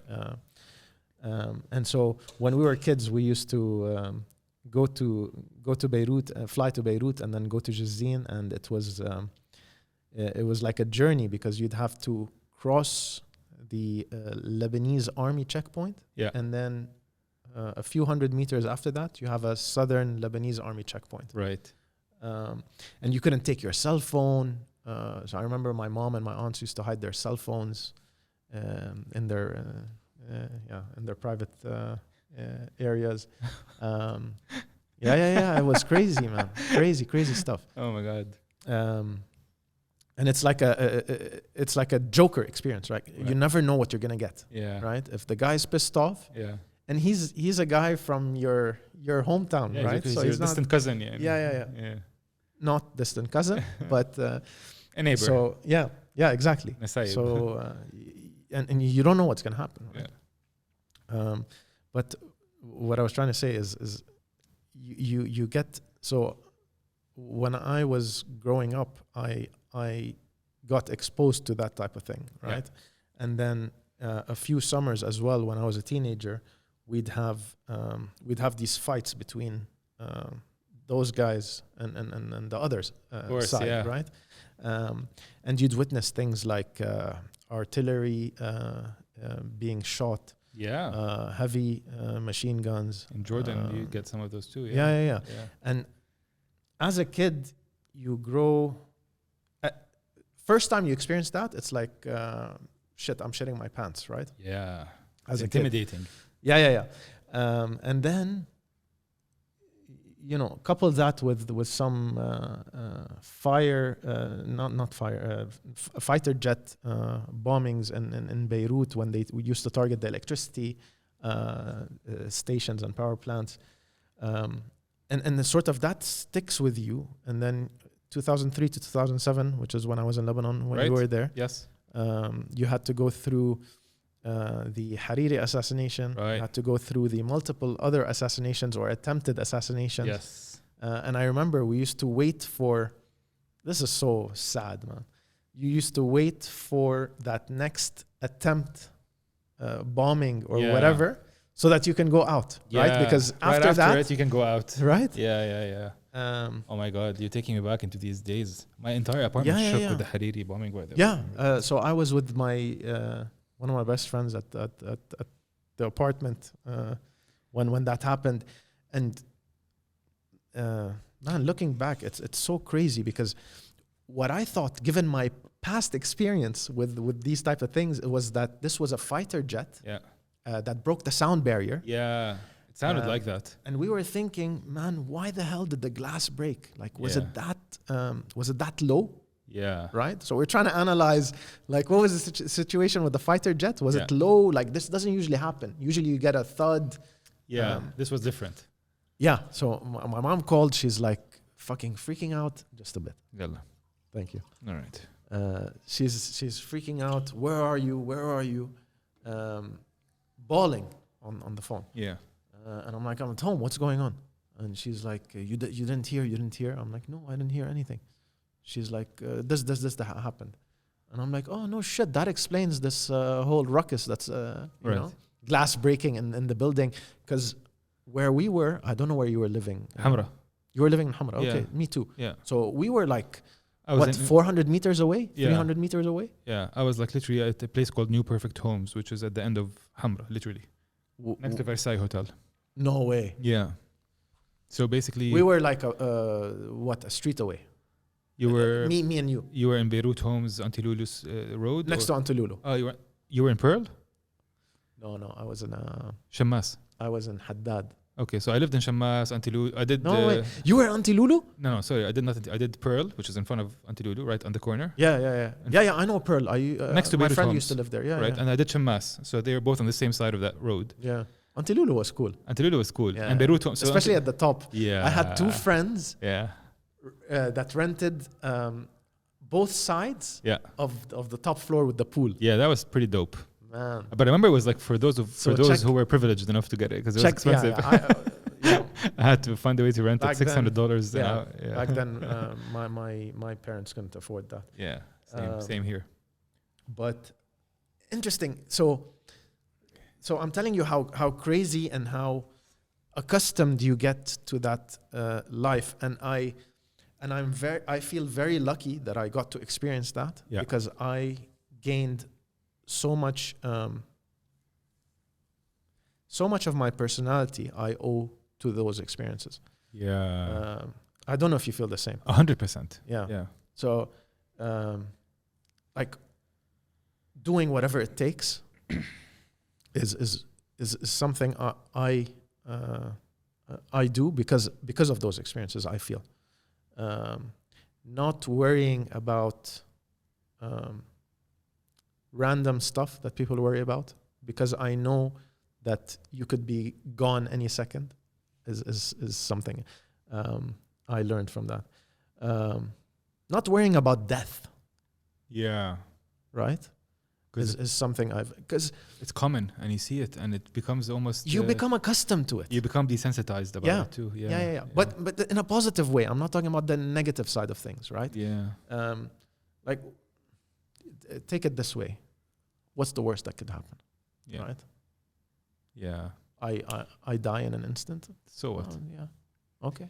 This is amazing about Lebanese people. This resilience, we have a lot in common between us Jordanians and Lebanese and Arabs in general, but something specific about the Lebanese is very admirable. As somebody who grew up in Lebanon, went to university in Lebanon, who has cousins who are Lebanese, because my aunt married a Lebanese. So I feel like part of me is almost at least a quarter, if not a third, Lebanese. And it's incredible how much resilience you guys have, having gone through all this political shit, now the financial stuff, and somehow every Lebanese person I know, resourceful, hustler, figures this shit out, he or she, no matter where they are. I find this skill to be really commendable. It's almost like a survival skill. And of course, unfortunately, it comes with, نصب واحتيال وقرط عالم وكذا, but like it sort of comes in hand with like I gotta sort my shit out, me and my family, and in many cases that naturally would lead to a lot of the corruption that happens and so on. But you gotta taking a step back, how many other, like in general, it's hard for people not to crack under pressure, under war, under rockets around you, under inflation, under all that stuff, and still find a way to have fun with life, enjoy your time, and accept that this is just like life is not easy. It's almost like what is this Greek term I'm looking for, which is like stoic, like accepting life is torture and just making the best out of it, right? Almost like and it's very admirable, right? Again, it comes with its shortcomings, but you can't deny that it's actually I would be proud of my kids or brothers or sisters or friends if they have this skill of resilience and survival against all odds. And that's one of the things I say I've learned in Lebanon as well. You're right. Yeah. Man, I owe so much to those 4 years. 100%. I really do. I don't know if you've spoken to anyone that's witnessed the civil war in Lebanon. My cousins, yeah. Okay. And my aunt. Yeah. So I've they have bullets in their kitchen still until today. Yeah. I've spoken to my parents about it. Yeah. They were living. Yeah. Man, what they've seen, what they've witnessed is but the cold cuts and the G&B and the playing cards, despite it all, like I remember how they were. It was very incongruent, the fact that they were going through war and at the same time سهر وكيف, like I mean, like بيلعبوا ورق, they're having whiskey, they're having cold cuts under rockets, and so what they went through is shit, but then really what's amazing is how they were living life despite it all. Like even now, man, with all the inflation that's going on, all this shit, people are telling me Lebanon is the best time to go to Lebanon is now. Like how are people? Well, because you have fresh dollars. But even people there, it doesn't look like it's a depressing place. You go like something about Lebanon today. I don't know when's the last time. I haven't been to Lebanon in ages, but apparently Lebanon today, if you go there, even with money and fresh dollars, yeah, I agree with you. But like apparently people in Lebanon are alive and well. Like they're fine. They're not. This is not like you would think shit would be much worse. And it's baffling. I'm baffled at least. Is it the diaspora? Is it all the diaspora? I have no clue. It might be the diaspora. It might be that people had money tucked in under the mattress. It's gotta be right. I have no clue. So another thing I learned in Egypt is that it's a cash market, right? And the reason being is that the mass population doesn't believe that their money is safe unless it's with them in their house, right? Wow. Yeah. So it's sort of like a mentality, right? So I'm not going to give anyone my money. I'm going to put it in my house. Wow. Right? It doesn't matter if it's a bank, if it's a person, doesn't matter. Yeah. Money is in my house. Haram. Little did they know the inflation and the fiat system will they're not immune from it because it'll get them eventually if the currency gets devalued. Yeah. But no matter where you put your cash, you can put it up your ass and it'll still be worthless. No, but I mean, you know what I mean? Like it's there's no protection. You can put it in a bank and they'll take your dollars away. You can put your money under your pillow and then they'll inflate it. Well, the difference is that at least you have that money. Oh yeah. Yeah. Right. Yeah. It's worth half as much as taking that money. That's right. Oh yeah. That's the worst. As somebody who's a big crypto fan, as you can see, Bitcoin specifically. Have you invested? Am I invested? I'm balls deep, bro. Really? Yeah. That's cool, man. I don't have any cash. I only have crypto. I mean, I have cash coming in every month, alhamdulillah. Yeah. So, but I mean, but you I just buy crypto every month. Yeah, I have been since. But like I got into 2017. I lost a lot of money trading and like literally gambling away, margin trading. You know, betting on 1% up down and losing money that would make my God forbid father have a heart attack or mother if they hear. But so I got past that phase as well, and now I'm just like hodling and saving. And I'm a big fan of the Bitcoin standard, like as exactly what the book title. You should. I encourage everybody to read that book. And listen to the Bitcoin standard. Yeah, the Saifuddin. He has a great podcast that was recently published on Lex Friedman. So it's Saifuddin, who is the author of the Bitcoin standard and the fiat standard, both books, who shows up on Lex Friedman. So anybody who wants to get just like a head start on Bitcoin and then even understand Ethereum and others as well, that podcast episode that was launched 5 days ago on Lex Friedman is a great place to start. Do you think it's too late? No. Okay. Less than still have a chance? Yeah, and not only do you have a chance, I really you wouldn't be. All my friends and my family, I'm not saying bet the farm like I am, right? I mean, it's not for everybody, but like you should definitely have 10% of your net worth in Bitcoin. I'm not saying buy Solana, buy Cardano. Bitcoin, maybe Ethereum, right? Because Ethereum is a bet on centralization and privatized, like kind of like the more privatized version. Bitcoin for sure, maybe Ethereum, and then if you want to get a little bit gambly, other stuff. But Bitcoin and Ethereum for sure, and even then more Bitcoin than Ethereum, I would say. Okay. Yeah. And it's not too late. Actually, now is the best time. If you buy it today, you're buying. It's slow now. It's more than a 60% discount from its all-time high. So yeah, you should start buying now and keep buying over the next year. It goes up, it goes down. Your dollar cost average. Yeah. And then you hold it for 5-10 years, and it'll be the best trade of your life or investment, basically. I think so. I mean, I hope I'm right. Let's see. Okay, I'm gonna look into that. Elie, this has been amazing. Thank you so much for coming. Joe, thank you for coming as well and being such a trooper. Joe, you've been a trooper, man. Do you want to just show your face to the camera? No? Are you sure?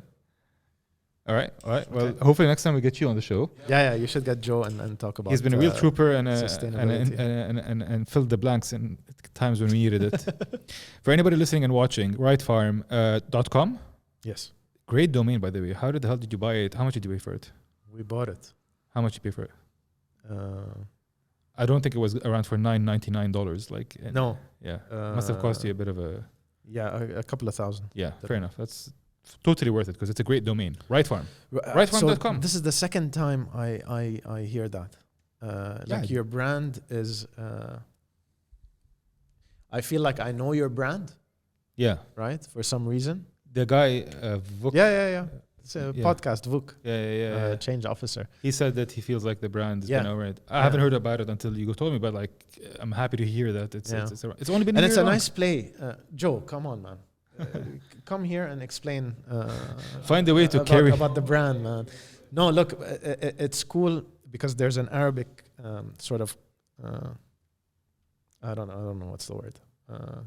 Too many apple juices. But what I'm trying to say is, right farm, right? Right. Everything starts from the right in Arabic and stuff like that. Yeah. So it was deliberate. Like 5 puns in one, basically. Yeah. But I mean, Right Farm as a URL, I would imagine as a domain, yani, is not easy to find. So do you want to hear a funny story? Sure. Yeah. Okay. Do you have time? I have all the time. Okay. I'm actually not on a rush, by the way. I'm just being mindful of the listeners' time. That, okay. but well, they can log off if they want. No, yeah, and also you'll be surprised. A lot of them do listen into the full thing. This is what they actually want to listen into, right? This is the after. Yeah. This is the fun stuff. Yeah. Go for it. Rightfarm.com was flagged for pornography. Shit, I gotta write a new. Where was it flagged? I gotta write a new list of questions. Wait. I gotta think a bunch of questions on the spot. First time it was flagged, some of our customers and our investor had a cucumber. No. No. How are we gonna get into pornography here? I don't know. Go on. No, they had this software on their system that was sort of like a malware, whatever, antivirus security software, right? And they got this message on their screen when accessing the platform, because that's where you access the platform, right? Yeah. Rightfarm.com, and you go to shop.rightfarm.com. Yeah. Is it shop.rightfarm.com? Yeah. So they reached out and they said, guys, we're getting this flag that we can't access the platform. It says it's been flagged for pornography. Yeah. So I panicked and I went and started calling the company that these customers and the investor was using, trying to tell them that this is not a pornography website. We're selling fruits and vegetables. Yeah. Right. I guess some people would think of it as pornography. Yeah. And then we got that sorted out with that company. Yeah. But even until today, I forget just a few weeks ago, someone came in. I think our CTO Ajami came in and told me that someone can't access it because it's flagged for pornography. So I don't know what the situation is before we bought the account.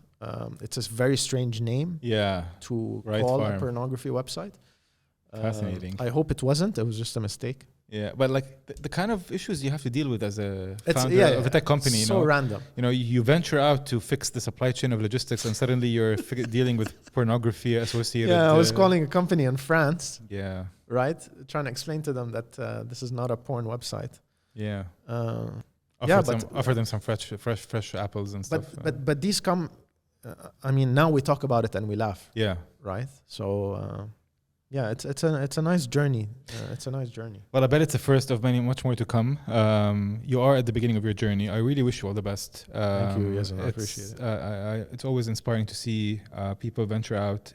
You know, it takes a lot to take a step in doing anything, any sort of transformation, a new job, a new hobby. Starting a company is always admirable. Inshallah, success is the only outcome, but like whatever the outcome is, I think it's commendable that you're doing this. So wish you all the best. And thank you. I appreciate it. And same to you. Habibi, I appreciate it. You're on that train too. So 100%. Yeah, we're in it together. The solidarity is alive and well, and we need it. So I wish you all the best. I wish you the team all the best. For anybody that's listening and watching, rightfarm.com, Elie, ELIE space Skaf, SKAF on LinkedIn. Reach out if you have any questions, if you'd like to get involved. Thank you so much. Joe, thanks again as well. Thank you, Joe. That's a wrap.